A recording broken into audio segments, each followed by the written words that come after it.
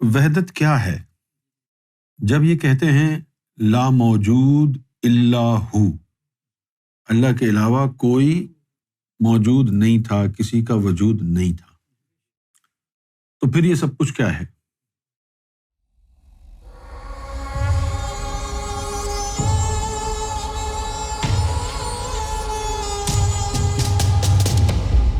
کل آپ نے توحید وحدت کے بارے میں بات کی تھی۔ میرے مرشد اول جو پردہ فرما چکے ہیں کہتے تھے کہ اللہ کا اور بندے کا ایک ہی وجود ہے۔ اللہ کی ذات، بندے کی عطائی امانتی، یعنی بندے کا اپنا کوئی وجود نہیں۔ لا موجود الا اللہ۔ میرا سوال ہے کہ اگر یہ حق ہے تو ضم کیسے ہوگا؟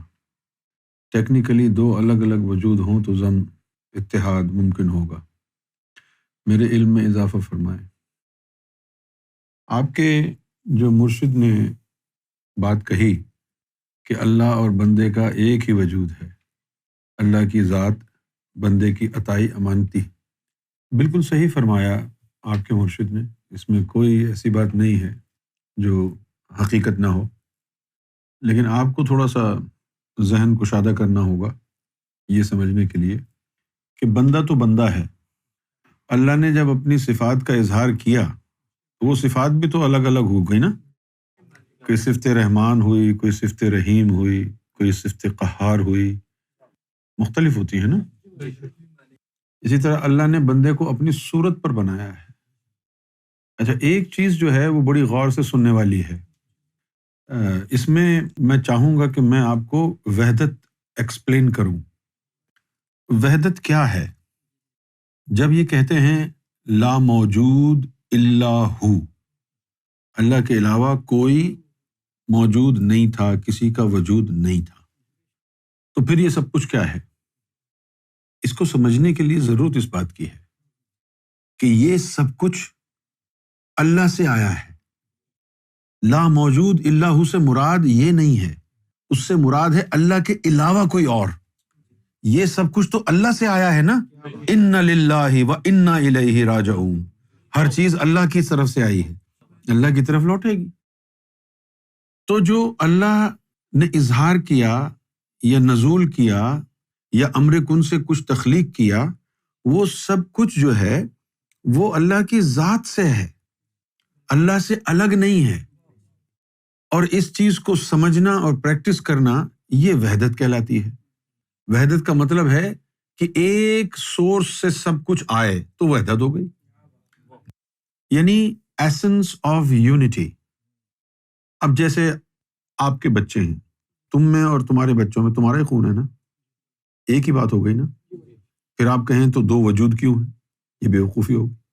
آپ کے وجود سے اظہار ہو گیا، نکل گئے نا، وہ آپ کی ذات کا ایک پورشن اب وہاں پر بیٹھا ہے، اس لیے اب وجود تقسیم ہو گئے۔ ہڈن ٹریجر کنتو کنزن مخفیہ۔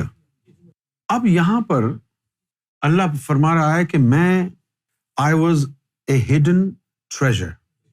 اب ہڈن ٹریجر سے مراد کیا ہے؟ ٹریجر اس چیز کو کہتے ہیں جس میں بہت ساری قیمتی چیزیں ہوں، ٹھیک ہے نا؟ تو اس کے اندر اس کی صفات تھی نا، وہ ہڈن ٹریجر ہے۔ اس کے اندر اس کی صفات تھی نا، اور اس کو مخفی کیوں کہا؟ کیونکہ اس کا اظہار نہیں ہوا تھا۔ آپ کی جیب میں کیا ہے آپ جانتے ہیں، لوگ تو نہیں جانتے۔ جب نکال کے دکھائیں گے تو پتہ چلے گا نا لوگوں کو، نکال کے دکھائیں گے تو لوگوں کو پتہ چلے گا نا۔ اسی طرح اللہ نے بھی اپنی صفات کا اظہار کیا، ٹھیک ہے نا؟ اچھا، اب یہ دیکھیے آپ، یہاں پر اللہ ہے، ہڈن ٹریجر ہے، یہ اللہ کی ذات ہے، اللہ کا وجود ہے۔ غور کریں، میں جو کہہ رہا ہوں اس پر غور کریں۔ یہ ہڈن ٹریجر ہے، یہ اللہ کی ذات ہے، اللہ کا وجود ہے۔ جب اس نے سوچا کہ میں جانا جاؤں، لوگ مجھے جانے، کوئی مجھے جانے، تو اس نے پھر اظہار کیا، اپنی صفات کو نکالا باہر۔ جب اس نے اپنی صفات کو نکالا تو یہ بن گیا عالم وحدت، ہے وہی لیکن بٹ گیا۔ پھر اس نے امر کن سے، اب یہاں تو ساری کی ساری اس کی صفات ہیں، پھر جب اس نے مخلوق بنائی امر کن سے، یہاں سے آگے گیا تو مخلوق بنائی، تو اب یہ ہو گیا عالم کثرت، یہ مخلوق ساری آ گئی عالم کثرت۔ واپسی کا راستہ کیا ہے؟ اب عالم کثرت میں آپ ہو، انسان ہو، دیگر مخلوقات ہیں، پھر آپ نے واپس ادھر جانا ہے۔ یہاں پر اللہ کی صفات ہیں، تو کوئی اللہ کی صفت آئے گی، کوئی مرشد بن کے، کوئی رسول بن کے، کوئی نبی بن کے، وہ تم کو واپس ادھر لے جائے گا۔ پھر جس کے پاس اس میں ذات ہوگا، پھر وہ یہاں سے یہاں آ جائے گا۔ سمجھ میں آ گئی یہ بات؟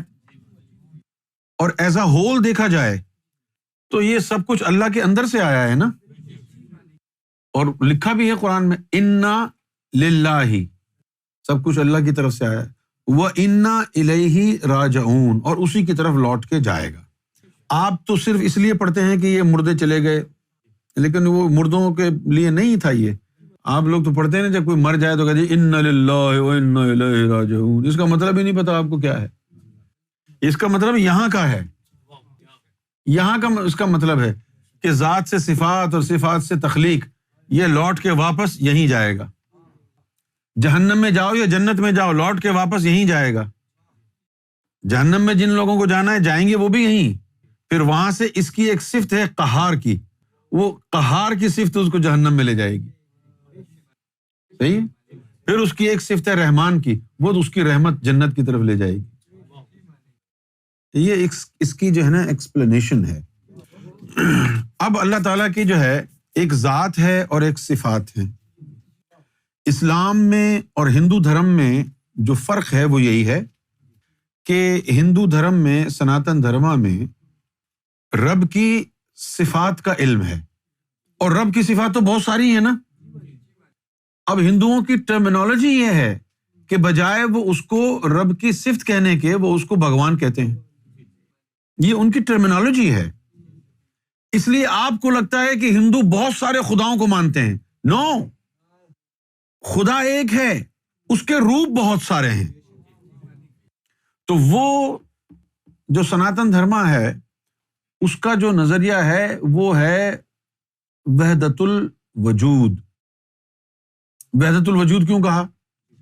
وحدت الوجود اس لیے کہا کہ کائنات میں جو کچھ بھی ہے، للہ ما فی السماوات و ما فی الارض، جو کچھ بھی کائنات زمین و آسمانوں میں ہے وہ اللہ کی طرف سے آیا ہے نا، تو وہ اللہ کا حصہ ہے، ہر چیز کو اللہ کا حصہ سمجھا۔ یہ فلسفہ وحدت ہے جو مسلمانوں کی سمجھ میں نہیں آتا۔ کیا ہے فلسفہ وحدت؟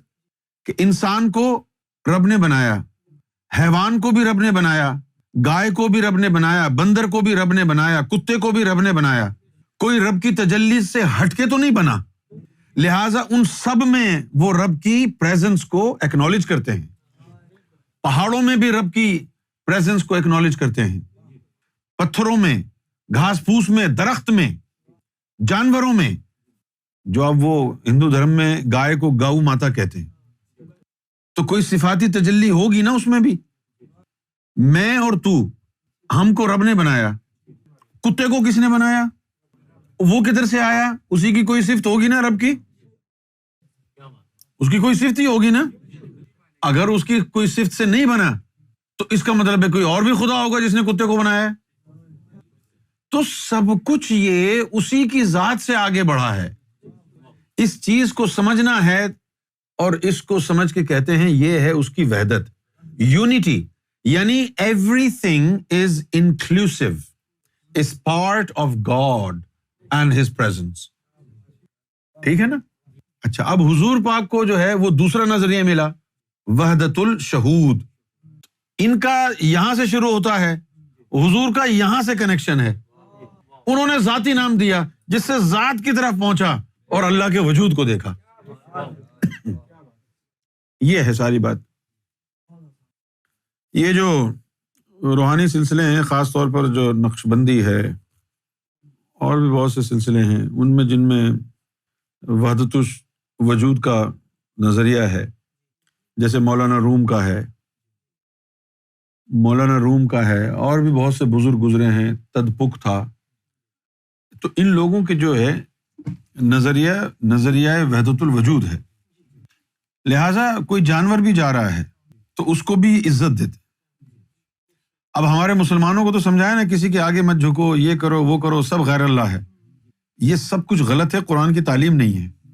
اگر یہ سب کچھ غیر اللہ ہے تو کہاں سے آیا یہ؟ قرآن تو کہتا ہے کہ للہ ما فی السماوات و ما فی الارض، زمین و آسمان میں جو کچھ بھی ہے اللہ کا ہے. تو تم نے کیسے کہہ دیا کہ اس سے مانگو تو غیر اللہ ہے؟ شرک ہو گیا. یہ ہے جہالت کی بات. جنہوں نے قرآن نہیں پڑھا، جنہوں نے قرآن نہیں سمجھا، جن کو نہ عالم وحدت کا پتہ، نہ عالم مثال کا پتہ، نہ عالم کثرت کا پتہ، وہ جاہل لوگ اس طرح کی بکواس کرتے ہیں جن کو پتہ ہی نہیں ہے. اگر تم کہہ رہے ہو کہ اس سے میں نے مانگ لیا یہ غیر اللہ ہے، تو تم مجھے بتاؤ کہ اس کو کس نے بنایا ہے. اگر اس کو اللہ نے بنایا ہے تو یہ غیر اللہ کیسے ہے؟ یہ صرف ان کی بکواس ہے. یہ جاہل ہیں جو 20 سال مدرسوں میں بیٹھ کے جہالت پڑھتے ہیں.